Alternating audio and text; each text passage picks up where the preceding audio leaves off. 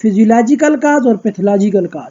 तो फिजियोलॉजिकल काज जो है उसमें डिक्रीज वर्कलोड, जब सेल के ऊपर वर्कलोड कम हो जाएगा। जिस तरह एक बंदा है वो एक्सरसाइज नहीं कर रहा होता, जब हम एक्सरसाइज कर रहे होते हैं तो हमारे मसल्स बिल्ड हो रहे होते हैं, हमें उसकी टोन्स नज़र आ रही होती है, लेकिन जब एक्सरसाइज छोड़ दें तो वो मसल्स की टोन ख़त्म होती जा रही होती है। तो ऐसे ही होता है जब सेल के ऊपर से वर्कलोड कम हो जाए, कोई एक्सरसाइज वगैरह ना की जाए तो उसका साइज कम होना स्टार्ट हो जाता है।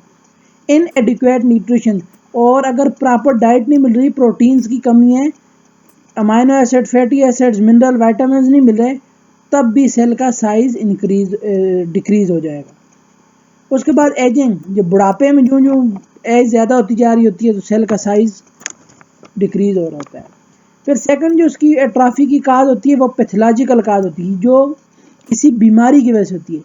तो उसमें लॉस ऑफ इनर्वेशन, किसी भी एरिया की नर्व सप्लाई कट जाए, जो ब्रेन से नर्व सप्लाई आ रही होती है, किसी अगर फर्ज करें बाजू में आ रही है, तो जब बाजू बिल्कुल अपना काम नहीं कर पाएगा, उससे कोई सेंसेशन नहीं है, ना उसको कुछ महसूस हो रहा है, ना कोई मोटर कंट्रोल है कि दिमाग के कहने पे वो कोई काम कर रहा है, कोई उसकी ग्रिपिंग नहीं है, कोई चीज़ उठा नहीं सकता, तो इसमें वर्कलोड कम होगा क्योंकि वो इनर्वेशंस, वहाँ की नर्व कटी हुई है, लॉस ऑफ इनर्वेशन हुआ, तो इसकी वजह से वो क्या हो जाएगा, उसका सेल का साइज डिक्रीज कर जाएगा। Loss of endocrine stimulation, endocrine gland जो होंगे वो उनसे जो स्टिमुलेशन होती हैं, उनसे जो हार्मोन रिलीज होते हैं, अगर वो नहीं होंगे तब भी सेल का साइज डिक्रीज हो जाएगा।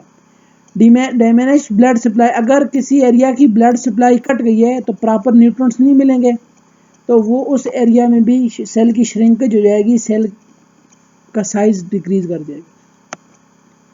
मैकेनिज्म इन्वॉल्व इन एट्रॉफी, अब कौन कौन से मैकेनिज्म होते हैं एट्रॉफी के अंदर, एट्रॉफी कैसे, इसका तरीका कार क्या है। Increase degradation of protein, first one, इसमें जो प्रोटीन्स की ब्रेक डाउन होगी वो ज़्यादा हो जाएगी, यानी एट्रॉफी के अंदर सेल का साइज कम होता है। किस तरीके कार से कम होता है, फर्स्ट वन तो इसके अंदर जो प्रोटीन होती हैं वो श्रिंक होना स्टार्ट हो जाती है, उनकी ब्रेक डाउन स्टार्ट हो जाती है। फिर decrease synthesis of protein, protein बनना भी कम हो जाती है, टूटना, प्रोटीन की ब्रेक डाउन ज़्यादा हो जाती है और प्रोटीन का बनने का अमल जो है वो कम हो जाता है। Increase the number of autophagic vacuoles, autophagic vacuole जो प्रोटीन जो सेल के सब्सटेंसेस को खाना स्टार्ट कर देते हैं, अगर वो ऑटोफेगिक वैक्यूल ज़्यादा हो गए हैं तब भी वो क्या, उसकी जो सब्सटेंसेस होंगे उनको इंगॉल्फ कर लेंगे, जिसकी वजह से जो सब्सटेंसेस लॉस होंगे तो सेल की श्रिंकेज होगी, सेल का साइज कम।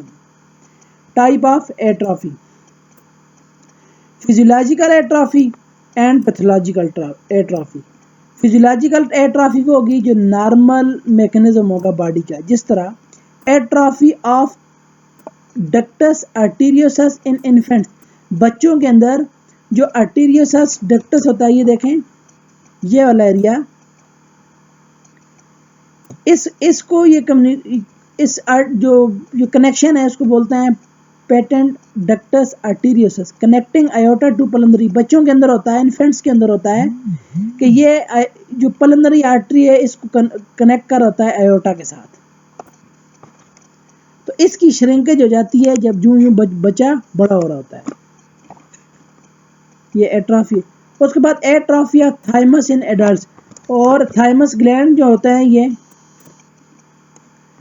ये थाइमस ग्लैंड है, यहाँ पे जो एज बढ़ती जा रही होती है एडल्ट्स के अंदर, ये क्या हो जाता है, इसका साइज एट्रॉफी, इसमें साइज डिक्रीज होना स्टार्ट हो जाता है इसका, ये नॉर्मल एक मैकेनिज्म है बॉडी के।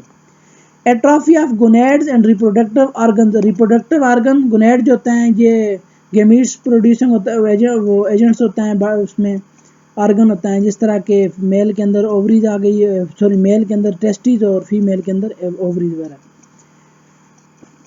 और इनमें जो ओल्ड एजेस होंगी इनमें इसका साइज कम हो जाएगा। Physiological pathological atrophy,